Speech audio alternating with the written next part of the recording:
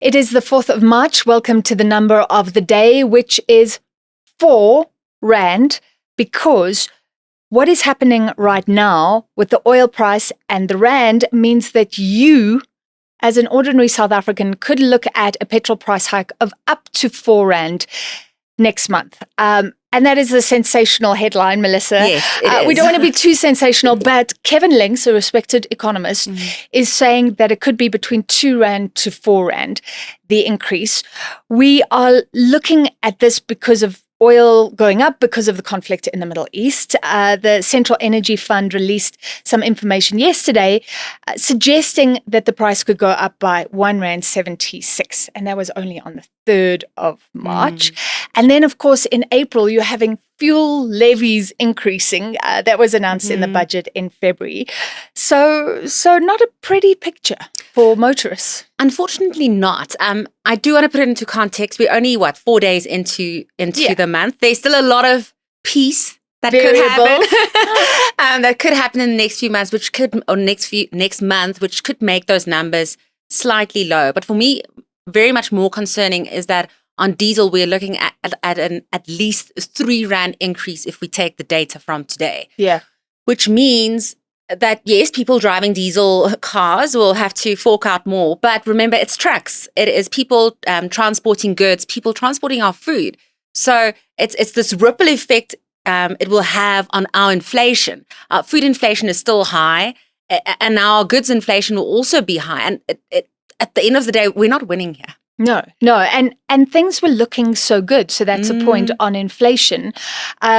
Remember, the finance minister and the Reserve Bank governor came together and said 3% is the target, because it looked like we were moving to this very low inflation environment. Even food prices were looking better at the time.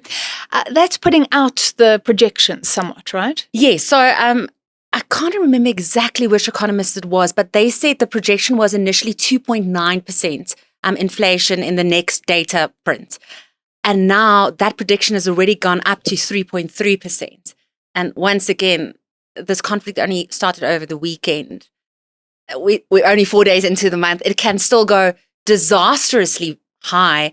Yeah. And also, we also have to remember March is also a key announcement time for the MPC about interest rates. And I'm sorry to say, I don't think we're going to get a cut.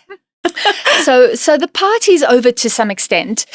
Look, there is some good news. Like you say, we don't know where this is going. No. That's the problem for markets, uncertainty. But the market is looking better today because yesterday our number linked to the JSE falling significantly, more than 5% on the day. Today, we're up.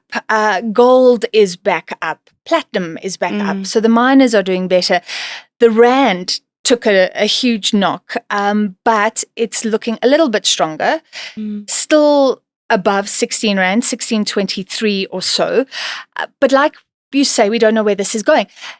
The oil price is linked to fears about the Strait of Hormuz. Yes. And what's interesting is this is going to be about trust, because right now the ships don't want to go through carrying the oil. US President Donald Trump said that the US military would carry the ships through transport. What is it called? Where you escort them. Escort them and even provide insurance. But we'll see. I'm really interested to see if there is trust in the US military to do that. Firstly, I mean, somebody was talking about Lloyd's of London that has now excluded ships going through the Strait of Hormuz. But can the US government just come in and be a Lloyd's that has learned about insurance and the types of reserves you need to provide this sort of insurance over decades? It's going to be interesting. I think what we've learned in a Trump presidency is that there's a lot of confidence. There's a lot of overconfidence and not necessarily enough explanation on how things will be done, because the Iranian forces also said that no, they will take down those ships. So it's like you said, there's no surety of them actually being able to move those vital oil ships. And I think the number was they're the 1/5 of the world's oil producers.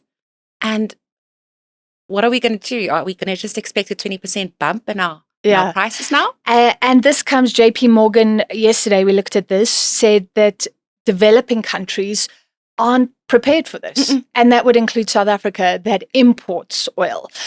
So let's wrap it up. But I do have some good news. I do have some good news in that the RMB Business Confidence Index came through today. And that's looking very good. So people are confident in South Africa. And I did specifically ask RMB, Kebetswe, could it all turn around because of the conflict in the Middle East? And he said no, it cannot go pear-shaped.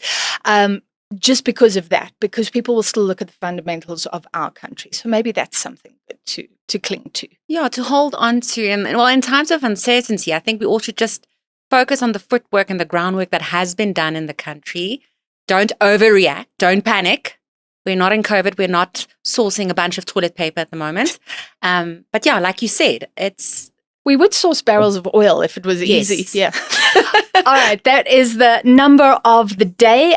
2 Rand to up to 4 Rand right now. But like Melissa says, a lot could change, but the predictions are coming in how the petrol price could go up early April.